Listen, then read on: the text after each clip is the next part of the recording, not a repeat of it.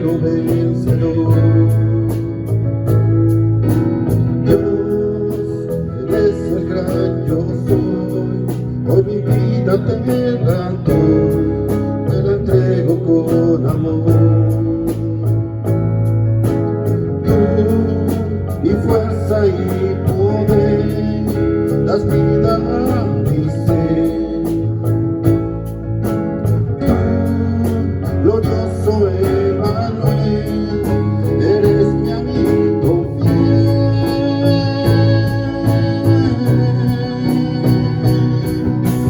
Cristo, Cordero vencedor, estás sentado en un trono de poder, estás reinando con toda autoridad.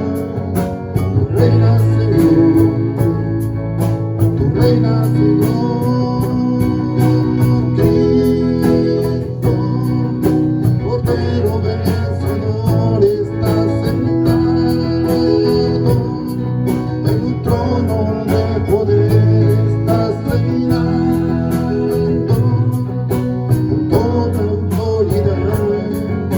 Tu reina Señor, reina Señor,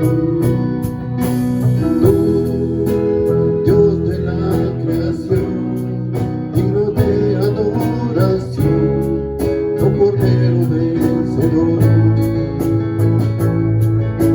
Dios, eres el gran yo soy, hoy mi vida te la doy, te la entrego con amor. Mi fuerza y poder, das vida a mi ser. Tú, glorioso Emmanuel, eres mi amigo fiel.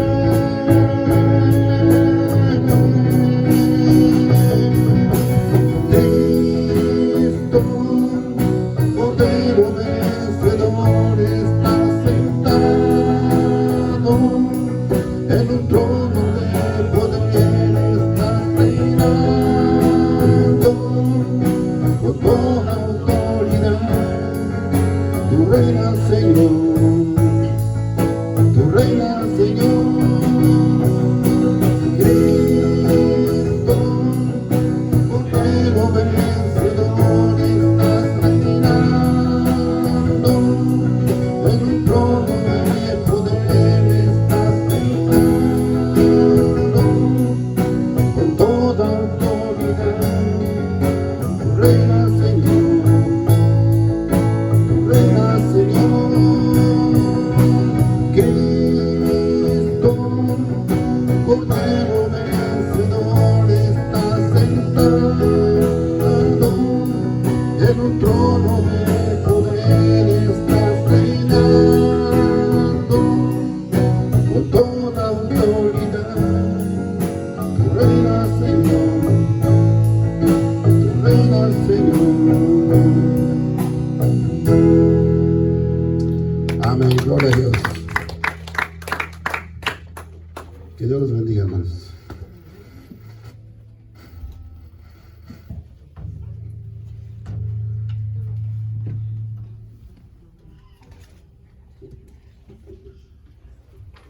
Muy bien, así como estamos, hermanos, vamos a continuar con el orden del culto, y esta hora pues también sabemos que así como la palabra del Señor nos enseña de este día tan glorioso, tan maravilloso, donde todos podemos comprender, leyendo las Escrituras siempre, que el Señor es quien nos ha puesto ya en esa esperanza de un día también ser levantados como Él lo fue.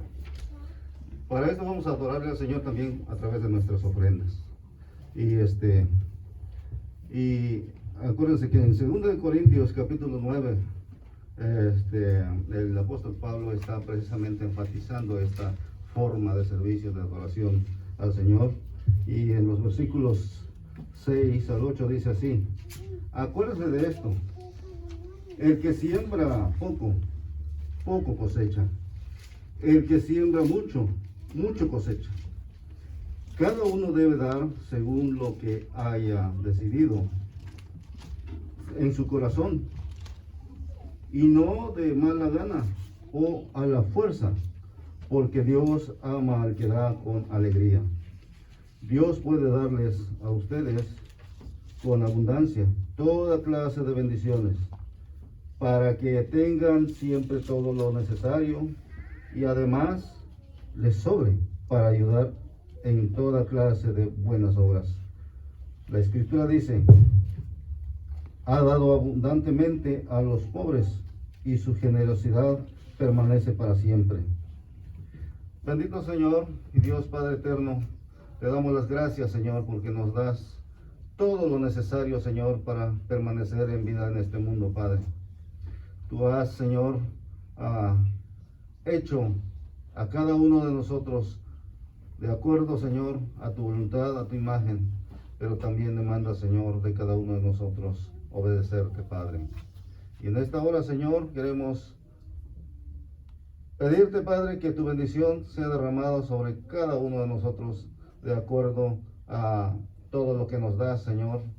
Nos has dado en esta semana, Señor, de tu bendición, el sustento, el trabajo, nos has cuidado, nos has bendecido en gran manera, Señor, y queremos honrarte, Padre, en esta mañana. Solamente que te pedimos, Padre, que tú bendigas las ofrendas que serán levantadas, Señor, y que sea para honra y gloria de tu nombre.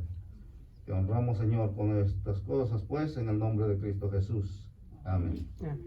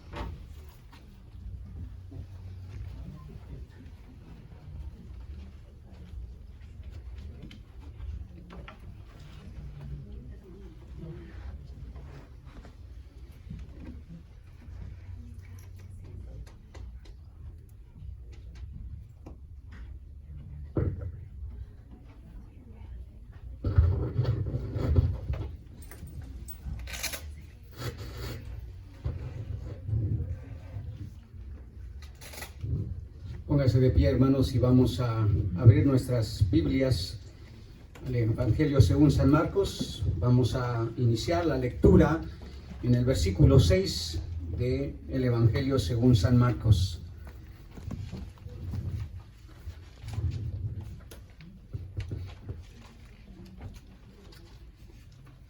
El Señor dice esto en su palabra en Marcos capítulo 16, versículo 9 hasta el 18.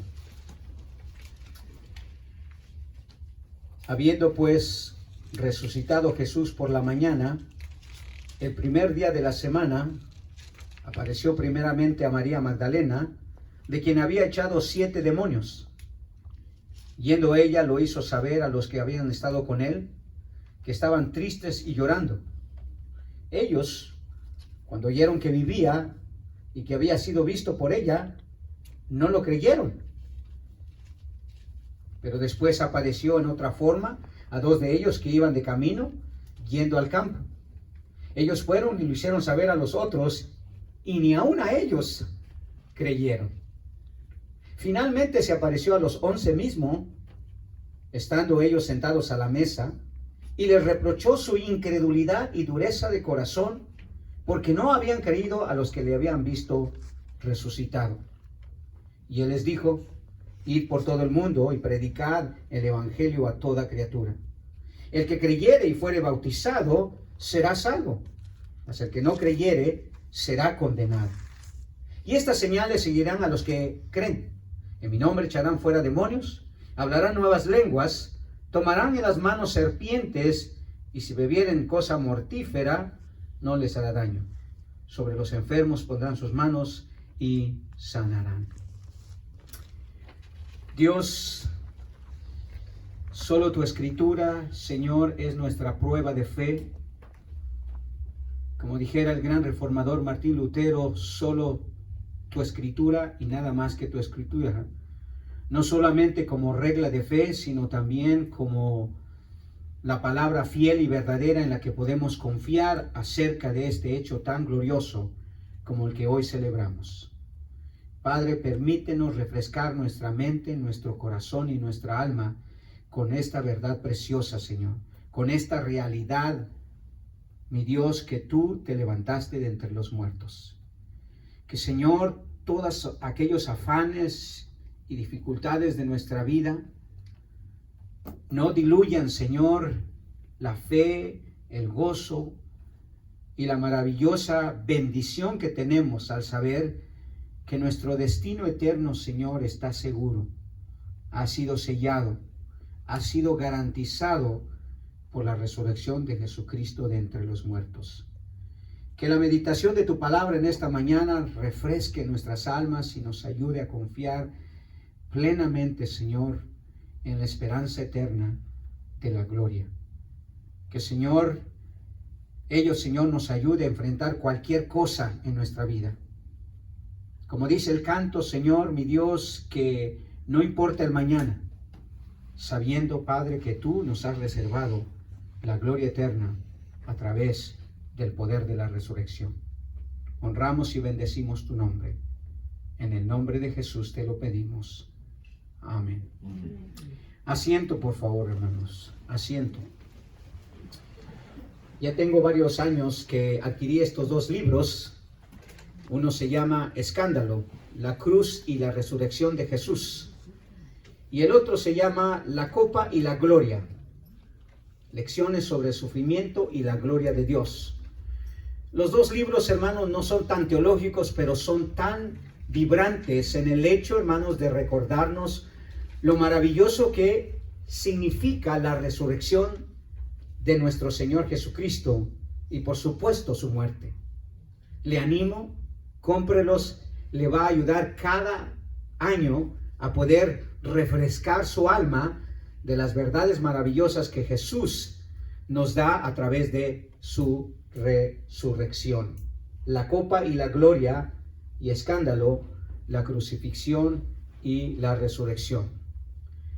Precisamente en uno de sus libros, en el libro Escándalo, la cruz y la resurrección, el doctor Donald A. Carson escribió este párrafo, y cito lo que él dijo: todo intento por entender la Biblia sin pensar sobre cómo integrar la crucifixión y la resurrección de Jesús fracasará. No será más que un ejercicio de irrelevancia. Toda persona, hermanos, que no alcance a comprender esta idea de la crucifixión y la resurrección nunca podrá llegar a una fe genuina y a una verdadera esperanza que nosotros tenemos. Tenemos que ver tanto la crucifixión como la resurrección como hechos relevantes, como hechos reales que van a garantizar a nosotros una fe y una esperanza para el futuro. Los mismos seguidores de Jesús, hermanos, no esperaban que crucificaran y definitivamente no esperaban que resucitara el Señor Jesucristo. Al principio ellos no lo entendieron, como no lo entendieron la mayoría de las personas con las cuales Jesús tuvo contacto. Ahí mismo en el Evangelio de Marcos, en el capítulo 8, versículo 31, cuando el Señor Jesucristo les habla sobre sus padecimientos, sobre su crucifixión y sobre su resurrección, ellos no parecen haber entendido esto. En el versículo 31 de Marcos 8 dice: y comenzó a enseñarles que le era necesario al Hijo del Hombre padecer mucho y ser desechado por los ancianos, por los principales sacerdotes y por los escribas, y ser muerto y resucitar después de 3 días. Y una vez que les enseñó eso, los apóstoles, hermanos, no lograron entender qué es lo que realmente Jesús estaba diciendo. en el versículo 9, dice en el versículo 9, y descendiendo ellos del monte, les mandó a que nadie dijese lo que habían visto, sino cuando el Hijo del Hombre hubiese resucitado de los muertos. Y guardaron la palabra entre sí, discutiendo qué sería aquello de resucitar de los muertos. No entendieron, hermanos. Recordemos que había toda una élite religiosa que estaba enseñando a toda esta población, hermanos, que no creía abiertamente en la resurrección de Jesucristo. Los evangelios nos relatan específicamente por medio de Lucas en el capítulo 20, versículo 27, que había una élite religiosa muy influyente en la comunidad del pueblo de Israel que enseñaba específicamente que no había manera de que alguien resucitara de los muertos. Lucas 20:20 describe esto. Llegando entonces algunos de los saduceos, los cuales niegan haber resurrección, le preguntaron y le hicieron una pregunta sobre la resurrección, pero no para saciar su conocimiento, sino más bien para ridiculizarlo. Pero ellos negaban la resurrección. El judío común, hermanos, y corriente que estaba bajo la enseñanza de estas dos élites religiosas, descartaban la idea de la muerte por crucifixión del Mesías. Y obviamente si no se creía en la crucifixión y muerte del Mesías, pues mucho menos se podía creer en su resurrección, porque una es consecuencia de la otra y no se pueden separar. El apóstol San Juan en el capítulo 12, versículo 30 al 35, relata, hermanos, la manera como el judío pensaba acerca del Mesías, acerca de aquel que iba a venir a libertarlos y a salvarlos, tal como nosotros lo creemos. En el versículo 30 de Juan capítulo 12 dice, respondiendo Jesús y dijo, no he venido esta voz por causa mía, sino por causa de vosotros. Ahora es el juicio de este mundo. Ahora el príncipe de este mundo será echado fuera, y yo, si fuere levantado de la tierra, a todos atraeré a mí mismo. Y decía, está dando a entender de qué muerte iba a morir. Le respondió la gente, nosotros hemos oído en la ley que el Cristo permanece para siempre. ¿Cómo pues dices tú que es necesario que el Hijo del Hombre sea levantado? O sea, sea crucificado, muera. Esa era la idea de ser levantado. ¿Quién es este Hijo de Hombre? O sea, tiene que ser alguien diferente del que nosotros esperamos, porque el que nosotros esperamos, primero, no iba a morir, y segundo, no iba a ser crucificado. Y con razón el doctor Canson dice, todo intento por entender la Biblia sin pensar sobre cómo integrar la crucifixión y la resurrección de Jesús va a ser un fracaso. No va a haber fe, no va a haber gozo, no va a haber paz. El concepto, hermanos, del sufrimiento y la gloria estaba descrito en la vida del Mesías. No había una separación de ello. Había una armonía. En Lucas capítulo 24, versículo 24 y 25, el Señor Jesucristo relacionó estas dos ideas de la crucifixión y de la resurrección de Él. Lucas 24, 25 dice, entonces Él les dijo, oh insensatos y tardos de corazón para creer todo lo que los profetas han dicho. ¿No era necesario que Cristo padeciera? O sea, que sufriera, que fuera crucificado, que padeciera estas cosas y que entrara en su gloria. En otras palabras, que resucitara, que fuera levantado nuevamente.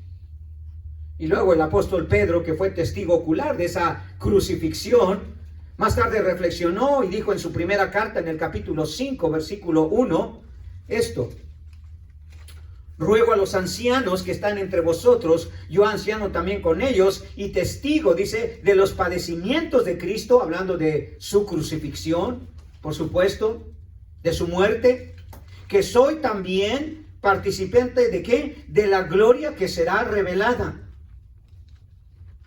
La gloria, hermanos, y el sufrimiento, o la crucifixión y la resurrección, la muerte y la resurrección de Cristo estaban estrechamente relacionadas. La crucifixión para el Mesías era una idea incomprensible para el judío.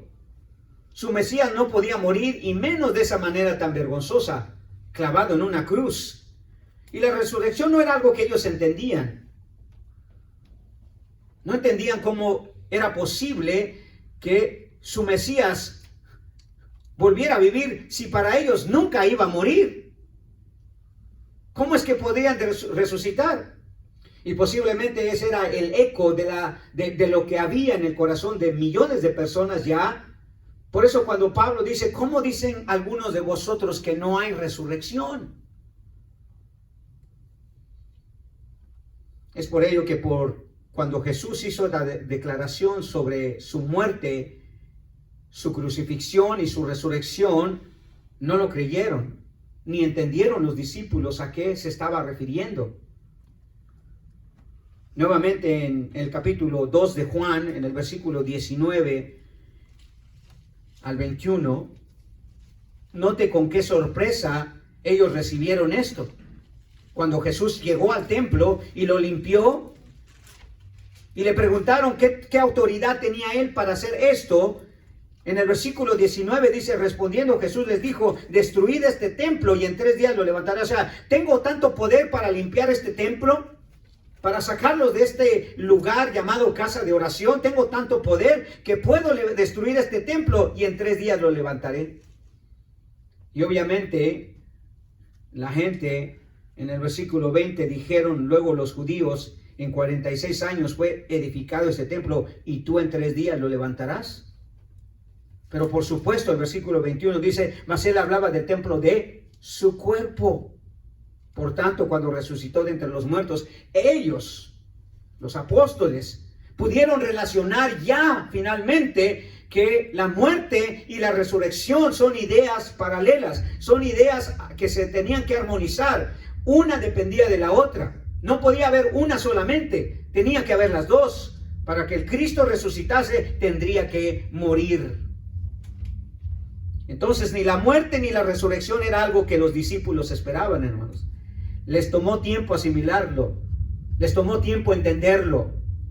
Pero hay algo que es necesario que se debe entender, hermanos. El mismo Dios que había llevado a su Hijo a la muerte, ahora lo estaba llevando nuevamente a la vida. ¿En dónde? En la resurrección de Jesús. En la resurrección de Jesús. El viernes, hermanos, estaba presente Dios en la muerte de su Hijo. Ahora el domingo Dios está presente en su resurrección. Porque todo era obra de Dios. Todo era un plan de Dios. La crucifixión como la resurrección. Hasta cierto punto podríamos decir que en la crucifixión Dios expuso a su Hijo a la vergüenza, al sufrimiento, a la humillación y a la muerte. Pero en la tumba Dios otorga a su Hijo la vida, el poder, la victoria y la gloria. Ese es el escándalo del cual el doctor Anderson habla en su libro. Era un escándalo, por eso para los judíos era un tropezadero, un escándalo. Y para los gentiles, dice, o para los griegos, era una locura. Era una locura. Y eso es exactamente lo que expresaron en su mensaje los apóstoles. La humillación y la resurrección de Cristo eran necesarias.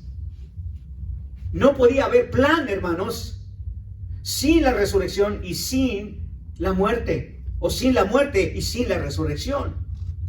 En Hechos capítulo 2, versículo 32 y 33, el apóstol Pedro, en su primer mensaje evangelístico, habla, hermanos, sobre esta idea de la crucifixión y la resurrección. En uno hubo vergüenza, sufrimiento, humillación y muerte, pero en otro hubo vida, poder, victoria y gloria.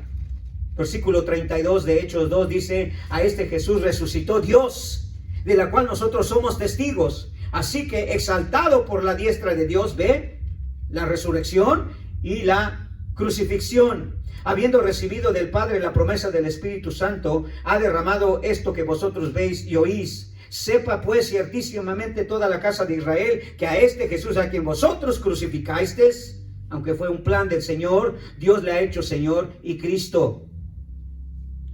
La crucifixión y la resurrección, hermanos, fueron actos soberanos de Dios. Sí es cierto que Dios llevó a su Hijo a la máxima humillación, pero también lo elevó a la máxima exaltación. ¿Dónde? En la resurrección. Por eso es que Cristo no podía quedar en la tumba, hermanos. Por eso es que Cristo tenía que salir victorioso de esa tumba. Esta idea, hermanos, de crucifixión y resurrección son los pilares que sostienen la fe cristiana. No se pueden quitar uno. No se puede solamente creer en uno. Porque muchas religiones creen en Cristo, hermanos. Pero cuando ustedes preguntan acerca de su destino, no saben qué va a suceder. ¿Por qué? Porque les hace falta el ancla de la fe de la resurrección, donde el creyente encuentra la seguridad eterna de su salvación y de la gloria con Dios. Pablo capturó exactamente esta idea, hermanos, y la expuso en una de las máximas declaraciones teológicas que encontramos en las Escrituras. Filipenses capítulo 2. Nunca nos debemos de cansar de citar esa declaración teológica, hermanos, porque Pablo dice específicamente en el versículo 8, hablando de esa máxima humillación y esa máxima exaltación, que una se cumplió con la cruz, otra se cumplió con la tumba, con la resurrección. Y estando en la condición de hombre, dice Pablo, se humilló a sí mismo, hablando de Jesús, haciéndose obediente hasta la muerte y muerte de cruz, por lo cual Dios también lo exaltó hasta lo sumo y le dio un nombre que es sobre todo nombre, para que en el nombre de Jesús se doble toda rodilla de los que están en los cielos, en la tierra y debajo de la tierra, y toda lengua confiese que Jesucristo es el Señor, para gloria de Dios Padre. Sí, no había manera de eliminar uno o lo otro. El concepto de crucifixión y resurrección eran necesarias. Entonces, no hay duda que si Dios estuvo presente en la crucifixión, porque sabemos que así fue, Dios la planeó, Dios llevó a Jesús a ese madero, a esa muerte, como también lo llevó a esa resurrección. Entonces, no hay duda, hermanos, de que Dios estuvo presente en la crucifixión, y podemos decir osadamente en esta mañana, Dios también estuvo presente en la resurrección. Todo fue obra de Él. Todo fue bajo el poder y la soberana voluntad de Él. Y uno se pregunta, si Dios estuvo presente en la crucifixión para garantizarnos a nosotros nuestra redención, nuestra salvación, ¿qué es lo que Él logró estando presente en la resurrección? Bueno, allí estaba sellando nuestra glorificación. Dios se aseguró, hermanos, que su Hijo muriera, pero que también resucitara. Porque en ello Jesús, hermanos, traía la esperanza gloriosa del cielo. Aún en su propia cruz, hermanos, vimos la salvación por lo menos de dos personas: el ladrón y el centurión. Pero ahí no quedaba la cosa. No era solamente el hecho de salvar a las personas, perdonar sus pecados, redimirlos y transformarlos, sino también darle la esperanza gloriosa de el cielo. Los apóstoles comprendieron esa maravillosa verdad, hermanos, después de presenciar la resurrección. En el versículo 14 y 15 de Hechos, mire lo que dice el apóstol Pedro nuevamente. Hablando, hermanos, de la maldad de los judíos, pero del plan más que nada soberano de Dios al estar presente en la resurrección y al llevar a cabo nuestra glorificación. Mas vosotros negasteis al santo y al justo, y pediste que se os diese un homicida, y matasteis, dice, al autor de la vida, a quien Dios ha resucitado de los muertos, de las cuales nosotros somos testigos. Dios lo resucitó, Dios lo crucificó. Es verdad, Cristo murió por nuestros pecados, pero el plan de ir a la cruz, hermanos, fue algo que Dios decidió soberanamente. Sí es cierto que los romanos lo ejecutaron. Sí es cierto que los judíos pidieron su crucifixión, pero la realidad de las Escrituras es que Dios dice, fue el que lo puso en la cruz, pero Dios también es el que lo sacó de la tumba. Dice, a quien Dios ha resucitado de los muertos. Ahí mismo en Hechos capítulo 13, versículos 29 y 30, nuevamente la reiteración de que Dios estuvo presente en la resurrección como en la crucifixión. Hechos 13, versículos 29 y 30 dice, y habiendo cumplido todas las cosas que estaban escritas de él, quitándolo del madero, Lo pusieron en el sepulcro, y note lo que dice el versículo 30. Mas Dios, dice, le levantó de los muertos. Dios, hermanos, fue el poder de Dios el que levantó al Señor Jesucristo. Por eso no hay manera que una persona pueda ser salvo a menos que la resurrección de Cristo no se haya llevado a cabo, a menos que Dios poderosamente no lo haya resucitado. El famoso versículo que sella, hermanos, nuestra seguridad de nuestra salvación dice eso, ¿verdad? Que si confesares con tu boca que Jesús es el Señor, ¿todo? ¿Es todo? No. Y creyeres, dice, en tu corazón que ¿qué? Que Dios lo levantó de entre los muertos. No hay manera de tener glorificación, hermanos. No hay manera de tener esperanza si no está presente la resurrección. Y Dios tuvo que llevar a su Hijo a la muerte, pero también presenció, hermanos, poderosamente su victoria sobre la tumba. En Romanos capítulo 10, versículo 9, dice que Dios levantó de los muertos a Jesús, que si confesares con tu boca que Jesús es el Señor y creyeres en tu corazón que Dios le levantó de los muertos. Y finalmente en Colosenses capítulo 2, versículo 12, haciendo alusión al bautizo, Pablo dice, sepultados con Él en el bautismo, en el cual fuiste también resucitados con Él, mediante la fe en el poder de Dios que le levantó de los muertos. Esto le va a sonar aberrante, hermanos, pero es una base escritural encontrada en toda la Biblia. Dios, hermanos, fue el autor intelectual de la muerte de su Hijo, pero también fue el autor de su resurrección. Él planeó su muerte y Él llevó a cabo su resurrección. Su resurrección. Y si eso es verdad, hermanos, si Dios fue el autor, hermanos, intelectual de la muerte de su Hijo, no lo podemos culpar de asesinato al Señor, porque ¿quién podría culpar al asesinato? Señor, si nos trajo tanto beneficio. Es así de simple, hermanos. Incomprensible, sí. Difícil de explicar, por supuesto. Pero sabemos que el Señor lo llevó a la cruz, pero también lo sacó de la tumba. Por tanto, podemos preguntarnos, ¿qué pruebas irrefutables, hermanos, presentó Dios en su presencia en la resurrección de su Hijo que sellaron nuestra glorificación? ¿Qué pruebas Dios? Porque Dios es el que estaba haciendo eso. Dios lo llevó a la cruz y Dios lo sacó de la tumba. ¿Pero qué pruebas Él presentó? Hermanos, las Escrituras son claras al declarar que uno de los propósitos de Dios al resucitar a su Hijo de la tumba era para garantizar la gloria para los creyentes, su glorificación total, completa y eterna. Pablo dice en Colosenses 1:22, en su cuerpo de carne por medio de la muerte, para presentarnos santos y sin mancha, irreprensibles delante de Él. Y luego en 2 de Corintios 4:14 dice, sabiendo que el que resucitó al Señor Jesús, a nosotros también nos resucitará con Jesús y nos presentará juntamente con vosotros. Y el apóstol Pedro en su primera carta en el capítulo 1, versículo 3 y 4 dice, bendito el Dios y Padre de nuestro Señor Jesucristo, que según su grande misericordia nos hizo renacer para una esperanza viva por la resurrección de Jesucristo de entre los muertos, para una herencia incorruptible, incontaminada, inmarcesible, reservada en los cielos para vosotros. Dios garantizó, hermanos, Dios selló nuestra glorificación, Dios abrió las puertas de los cielos. Por eso es que el velo se rompió. Por eso que es que Jesús pudo decirle, de cierto, hoy estaréis conmigo en el paraíso, a uno de los ladrones. Entonces, Dios, hermanos, con la muerte de su Hijo finalizó nuestra salvación. Con su resurrección prometió la gloria. La presencia de Dios, tanto en la muerte de su Hijo como en la de su resurrección, son el ancla segura para la total redención del creyente. Y podemos descansar en esa gran verdad, hermanos.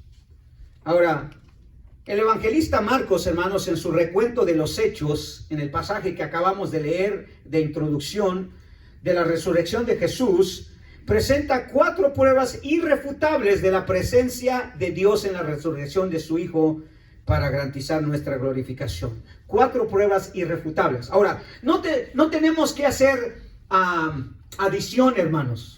aunque podemos presentar más que estas pruebas irrefutables. Podemos acudir a la ciencia, podemos acudir a la arqueología, podemos acudir a la astronomía, podemos acudir a la historia. Todos son esos elementos que nos pueden ayudar, hermanos, a verificar y comprobar que Jesucristo realmente resucitó de los muertos. Pero Dios no va a ir a la ciencia, Dios no va a ir a la arqueología, a la astronomía, a la historia. Dios nos va a llevar ¿a dónde? A su palabra. Porque ¿qué más seguro que la ciencia? ¿Qué más seguro que la historia? ¿Qué más segura que la arqueología? ¿Qué más segura que la astronomía? ¿Qué más segura que la filosofía? La palabra de Dios, hermanos. Cristo murió conforme a ¿qué? Dijo el hermano Jesús. Pablo. Conforme a las Escrituras. Nuestra prueba, hermanos, son las Escrituras. Es la palabra de Dios. Y entonces Dios nos tiene que presentar las pruebas con su palabra. No con la ciencia, no con la historia, aunque podemos buscar y encontrar muy buenos argumentos, hermanos. Entonces, hay 4 pruebas y Marcos las presenta de manera simple. Y tomé a Marcos como referencia porque Marcos fue el primer evangelio que se escribió. Tenemos de primera mano la información, las pruebas que Marcos recopiló y nos presenta tal como Dios las presentó, porque sabemos que fue Dios quien inspiró las Escrituras. Entonces, la primera prueba irrefutable de la presencia de Dios en la resurrección que garantiza nuestra glorificación, hermanos, es, por supuesto, la muerte de su Hijo para probar su gloriosa resurrección.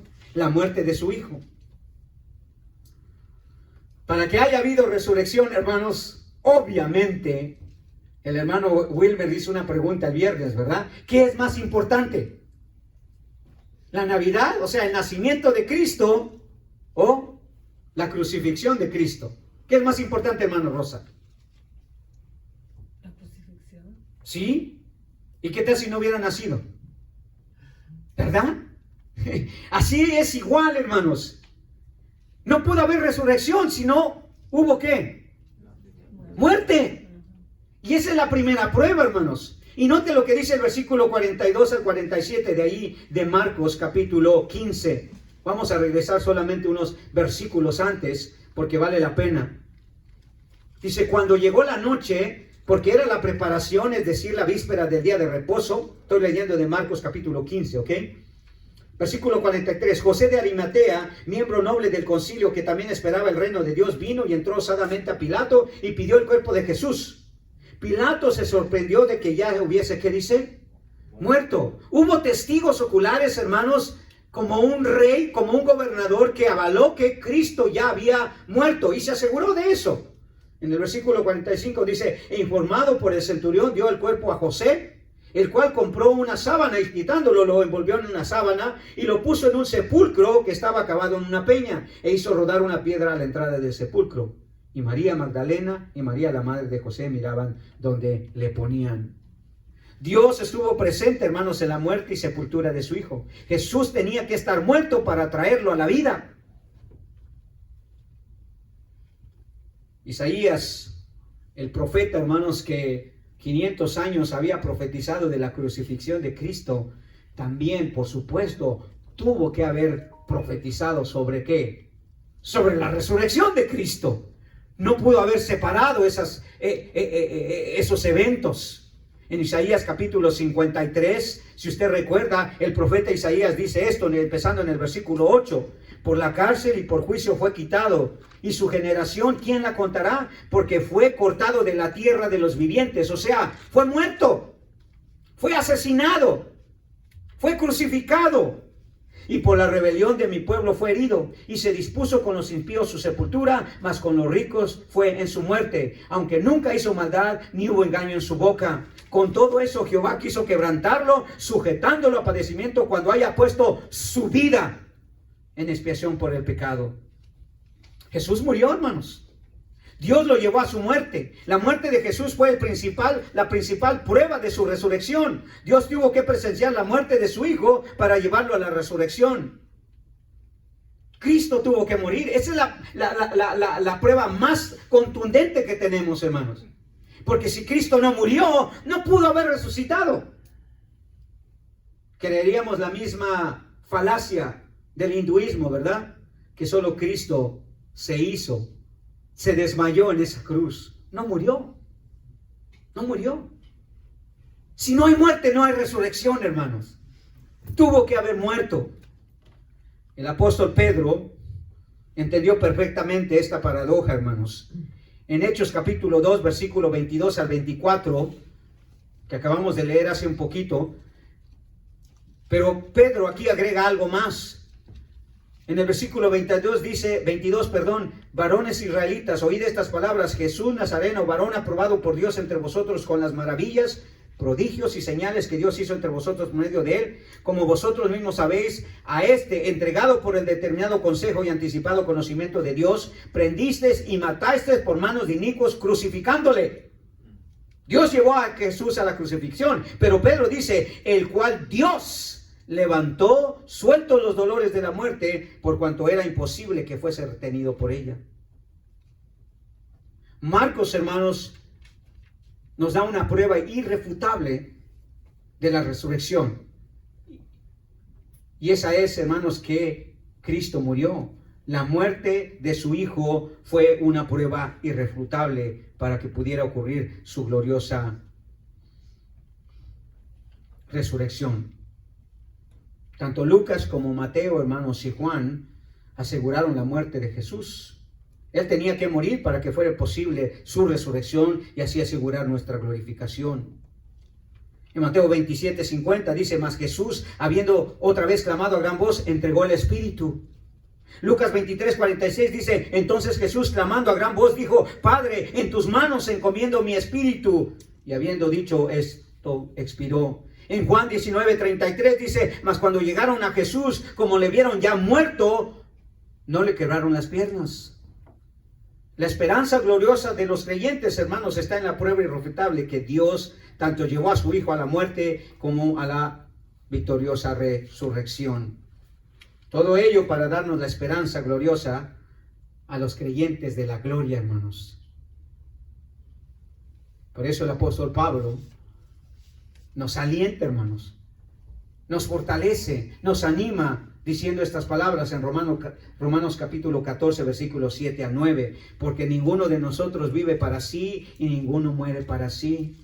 Pues si vivimos, para el Señor vivimos, y si morimos, para el Señor morimos. Así pues, sea que vivamos o que muramos, del Señor somos, porque Cristo para esto murió y resucitó y volvió a vivir para ser Señor así de los muertos como de los que viven. Qué gloriosa verdad, hermanos. Tuvo que morir, pero alegrémonos, hermanos. Ya tuvimos tiempo de estar tristes el viernes por la muerte de Cristo, pero ahora podemos estar gozosos. Dice que los discípulos estaban llorando hasta que ellos se dieron cuenta que Él había resucitado. La muerte de su Hijo fue una prueba irrefutable. Pero no solamente eso. La segunda prueba irrefutable, hermanos, de la presencia de Dios en la resurrección de su Hijo fue la obra sobrenatural con la que ocurrió la resurrección de su Hijo. Hubieron eventos, hermanos, que solamente podían ser explicados si alguien sobrenaturalmente hubiera hecho esas cosas.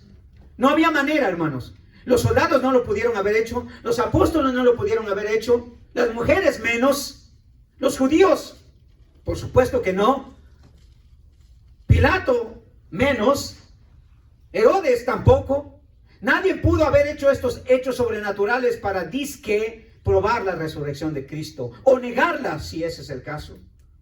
La presencia de Dios en la resurrección de su Hijo, hermano, solo puede entenderse después de ver cómo los evangelistas contundentemente mencionan el poder de Dios en la resurrección como una prueba irrefutable de su presencia. Y Marcos sin duda enfatiza que durante la resurrección de Jesús fueron hechos sobrenaturales que solo Dios pudo llevar a cabo.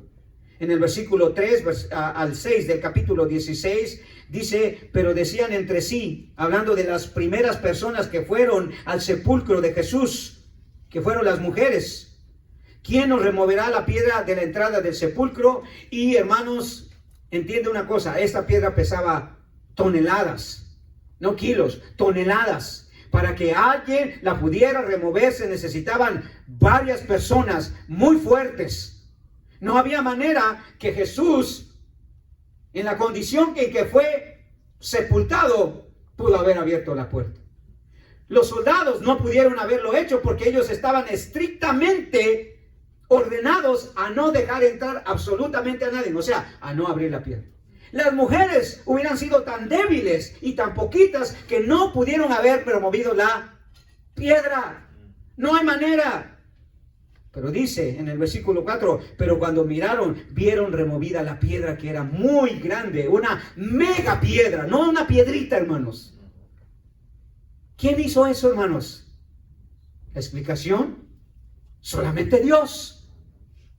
Y no solo eso, Marcos da otro detalle. Y cuando entraron en el sepulcro, vieron a un joven sentado al lado derecho, cubierto de una ropa blanca, y se espantaron. Mas él les dijo, no os asustéis, buscáis a Jesús Nazareno, el que fue crucificado, ha resucitado, no está aquí, mirad el lugar donde le pusieron.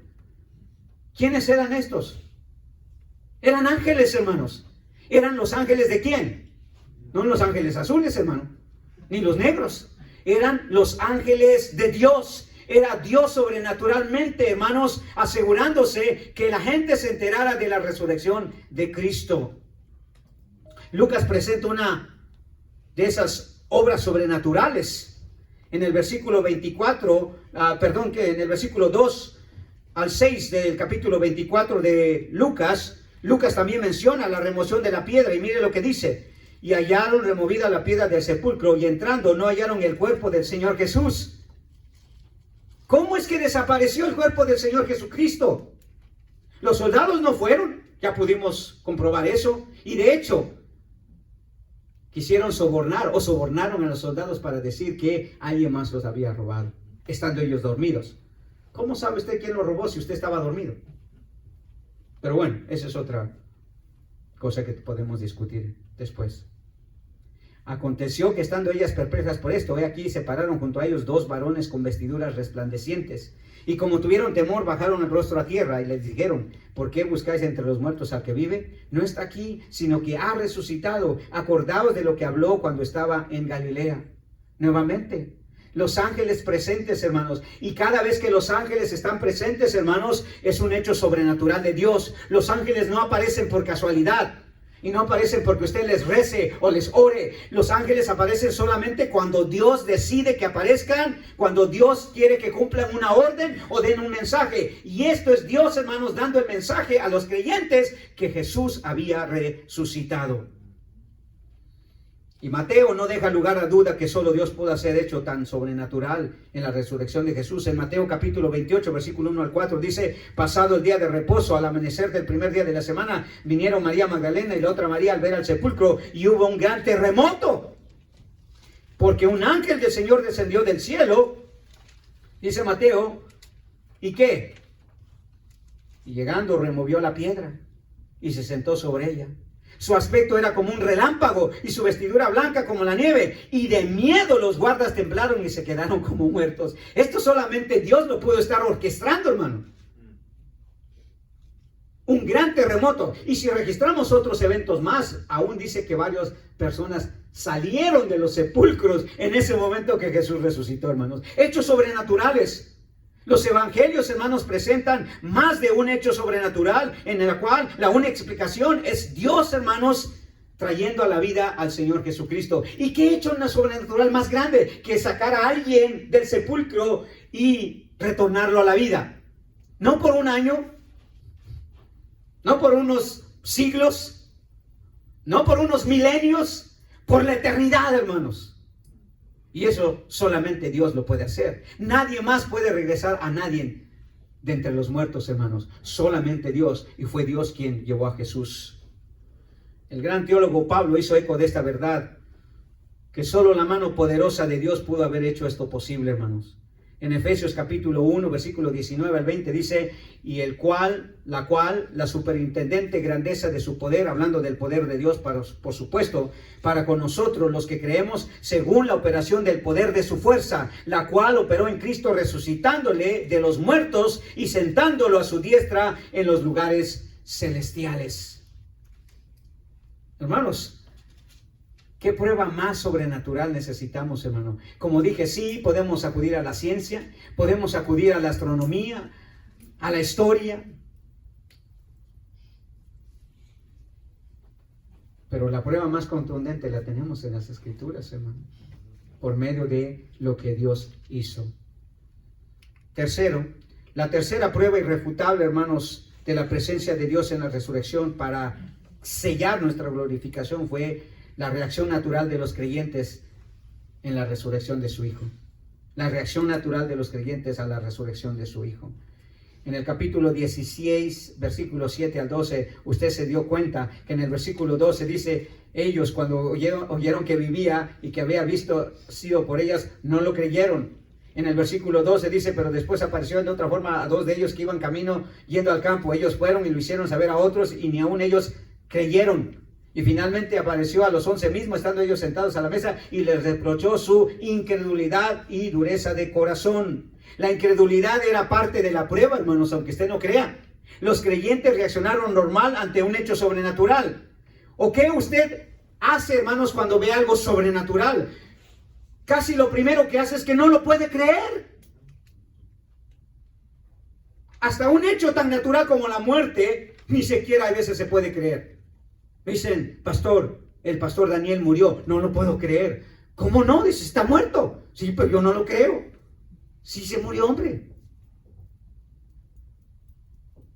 Eso es una prueba, hermano. Que ellos reaccionaran de esa manera era natural, era una prueba. Porque es la manera natural en que uno reacciona ante un hecho tan sobrenatural como la resurrección. Mateo hizo eco de esa incredulidad. Dice que cuando el Señor Jesucristo, aún ya allí, a la vista de ellos, en el versículo 16 y 17 de Mateo 28, dice, pero los 11 discípulos se fueron a Galilea, al monte donde Jesús le había ordenado, y cuando le vieron, le adoraron, pero algunos dudaban. Algunos dudaban. Y Juan, hermanos, no deja ninguna duda que Dios probó la resurrección de su Hijo ante unos discípulos incrédulos.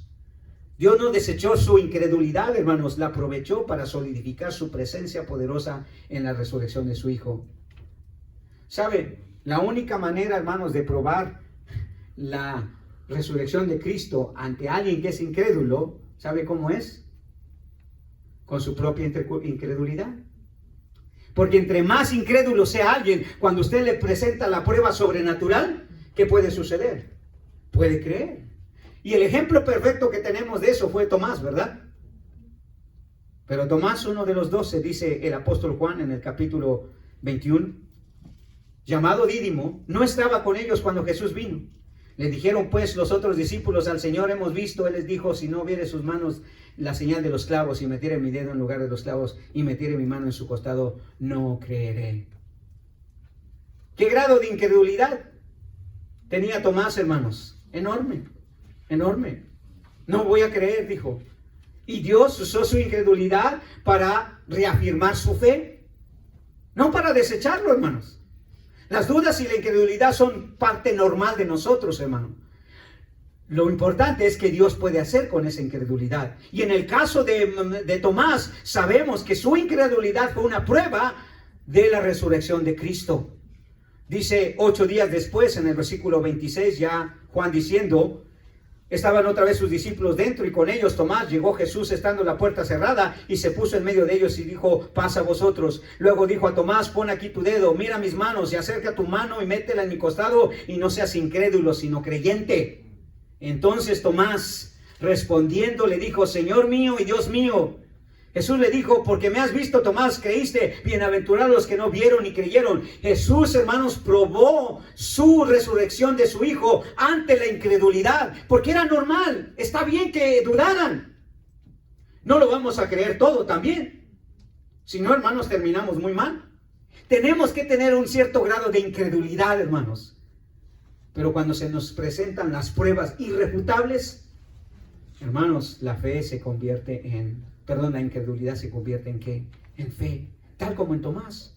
La incredulidad de los discípulos, hermanos, Dios la usó para afirmar su fe. La resurrección de su Hijo no incrementó su incredulidad, aumentó su fe.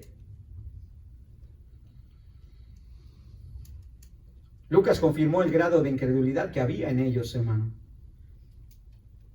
Dice que cuando las mujeres iban a contarle a los discípulos, dice en el capítulo 24, específicamente en el versículo 11, dice, mas ellos les parecía locura las palabras de ellas y no las creían. Y no las creían. Una prueba contundente que Dios usó para probar la resurrección de su Hijo, hermanos, fue la incredulidad de la gente. Sus reacciones eran normales ante un hecho tan sobrenatural. Pablo experimentó ese tipo de incredulidad cuando llegó a Atenas, Grecia, ¿verdad? Cuando habló sobre la resurrección, ¿cómo reaccionaron los atenienses? ¿Cómo reaccionaron los filósofos griegos? Con incredulidad. Dice en el versículo 32 del capítulo 17 de Hechos, pero cuando oyeron de la resurrección de los muertos, unos se burlaban. O sea, no lo creían. Pensaban que era un puro cuento, una pura fantasía. Y otros decían, ya te oiremos acerca de esto otra vez. La reacción natural de incredulidad, hermanos, fue una prueba que Dios usó para probar de su Hijo, que su Hijo había resucitado. Dios sabía que la gente va a reaccionar con incredulidad, pero aún ante la incredulidad fue una prueba irrefutable. Entonces Dios presentó a su Hijo resucitado para accionar la fe de los incrédulos.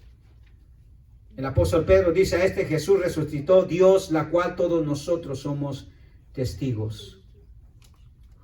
Cito nuevamente lo que el doctor Carson dijo en su libro Escándalo. Él dice esto, los mismos seguidores de Jesús no esperaban que le crucificaran y definitivamente no esperaban que resucitara. Sin embargo, después de ocurridos estos eventos, sus pensamientos y actitudes fueron transformados de tal manera que entendieron que era inevitable que Jesús muriera en una cruz y dejara una tumba vacía. Desde ese momento sus vidas fueron transformadas.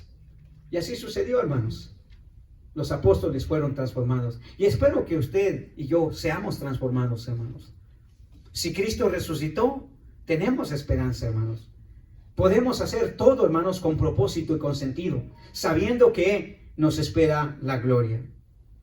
Para finalizar, la cuarta prueba irrefutable que presenció Dios en la resurrección de su Hijo, que nos asegura nuestra glorificación, es que la presencia corporal de su Hijo. La presencia corporal de su Hijo.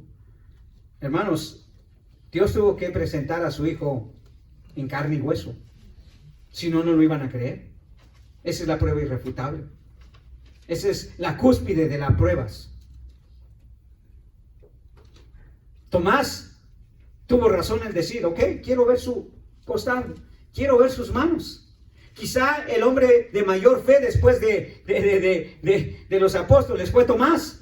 Él pudo ver el cuerpo de Jesús nuevamente resucitado, nuevamente vivo, con las marcas, con las huellas de la crucifixión.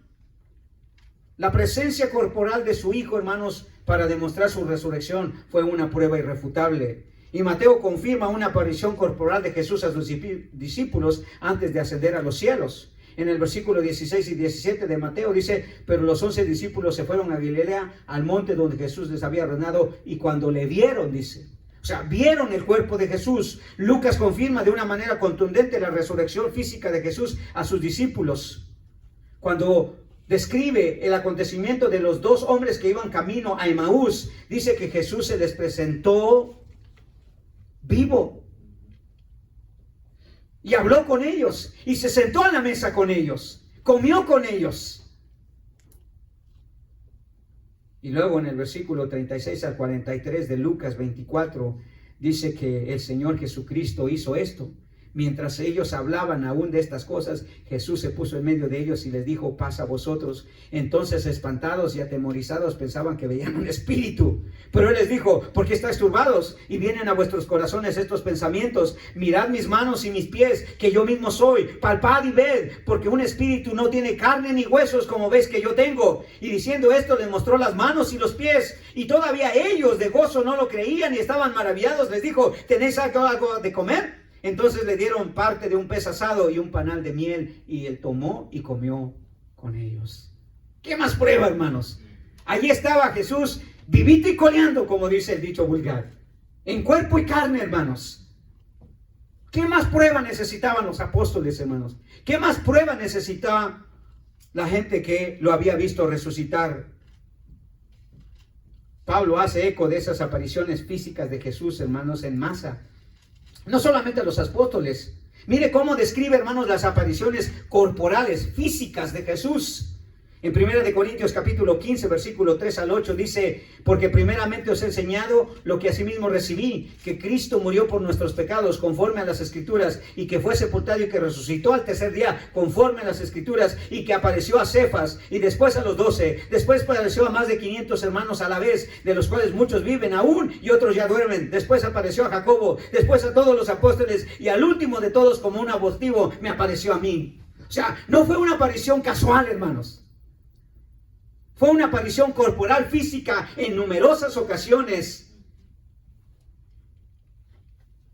Y el historiador Lucas, como dije, podemos tomar de la historia, por supuesto, como un argumento, dijo esto: en el primer tratado, Teófilo, hablé acerca de todas las cosas que Jesús comenzó a hacer y enseñar hasta el día en que fue recibido arriba, después de haber dado mandamientos por el Espíritu Santo a los apóstoles que había escogido, a quienes también, dice Lucas, después de haber padecido, se presentó vivo con muchas pruebas indubitables, apareciéndoles durante 40 días y hablándoles acerca del reino de Dios.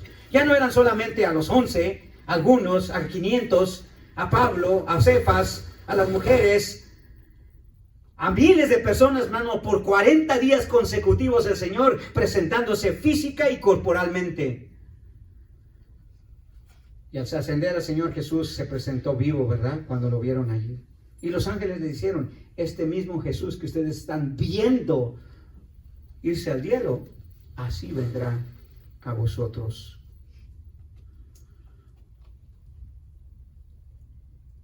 Pedro incluso tuvo una conversación muy íntima con él, corporalmente hablando, físicamente hablando. La misma lengua, los mismos labios, los mismos oídos, las mismas manos, hermanos. Los mismos pies, el mismo costado, los mismos ojos, la misma cabellera. Se sentó a platicar con Pedro y le dijo: Pedro, ¿me amas? Yo nomás me imagino, hermano, Pedro perplejo viendo a Jesús después de haberle muerto, ahora verlo vivo. Allí, el mismo, solo con las huellas de la cruz. Gloria a Dios, hermanos. Nuestro Dios poderoso sometió a su Hijo a la muerte, pero lo levantó con poder en la resurrección. Y todo para nosotros garantizarnos nuestra glorificación. Ahora podemos decir lo mismo que el patriarca Job. ¿Se acuerda que dijo él? Yo sé que mi Redentor vive, y al fin se levantará sobre el polvo. Y después de deséchame esta mi piel, en mi carne he de ver a Dios. Hablando de la gloria, hermanos, hablando del momento en que nosotros, hermanos, vamos a llegar a la presencia de Dios y vamos a poder ver a ese mismo Jesús corporalmente, hermanos, porque va a tener un cuerpo glorificado, pero al fin un cuerpo. Para eso Cristo, hermanos, resucitó, para sellar nuestra glorificación. En ella tenemos esperanza, hermanos. Qué bendición, hermanos, que podamos nosotros celebrar este acontecimiento con pruebas irrefutables, de que Jesús. Y no hay más prueba que esta, hermano. Podemos añadir otras, pero esta es la mejor. Amén. Amén. Gloria a Dios. Padre Celestial, te damos infinitas gracias, Señor Padre, por la enorme bendición que tenemos, Señor, de ser testigos, aunque no oculares, sí testigos, hermano, Señor, de lo que tu palabra dice, Señor. Atestiguar que en tu palabra, Señor, hay suficientes pruebas para reconocer, para aceptar, Señor, y para creer con todo nuestro corazón que Cristo se ha levantado de los muertos. Sosténnos, Señor, mi Dios, en esa fe, que sea el ancla de nuestras vidas, Señor, y que al igual que el apóstol Pablo, Señor, podamos, Señor, declarar que si Él vive, nosotros también viviremos. Que en Cristo está la vida, Señor. En Cristo está la esperanza de la gloria eterna. Gracias, Señor, por esta celebración que hemos podido hacer, Señor. Ayúdanos constantemente a recordar, Padre, que la resurrección de Cristo nos dio vida a nosotros y nos dio esperanza. Te alabamos y te bendecimos y te damos gracias, y toda la honra y la gloria sean para ti. En Cristo Jesús, tu amado Hijo. Amén y amén. Muy bien, hermanos, brevemente vamos a celebrar nuestra comunión en esta... ¿Y es todavía mañana? Sí, ¿verdad? Es que ya estoy confundido con la hora. Vamos a pedirle a nuestro hermano Jesús, hermano, y nuestro hermano Aristeo que pasen al frente.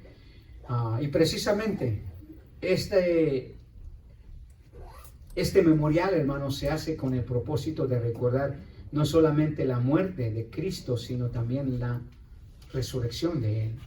Su cuerpo y su sangre, hermanos, son símbolos de la fe que nosotros tenemos en esa resurrección y en esa crucifixión.